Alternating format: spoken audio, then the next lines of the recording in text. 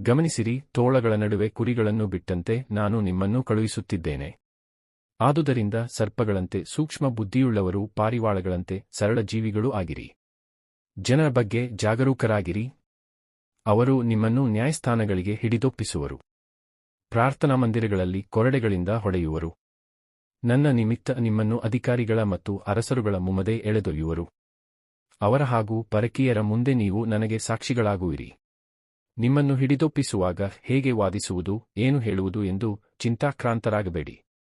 ಏಕೆಂದರೆ ನೀವು ಹೇಳಬೇಕಾದುದನ್ನು ಅದೇ ಗಳಿಗೆಯಲ್ಲಿ ನಿಮಗೆ ಕಲಿಸಿಕೊಡಲಾಗುವುದು. ಆಗ ಮಾತನಾಡುವವರು ನೀವಲ್ಲ, ನಿಮ್ಮ ತಂದೆಯ ಆತ್ಮವೇ ನಿಮ್ಮ ಮುಖಾಂತರ ಮಾತನಾಡುವುದು.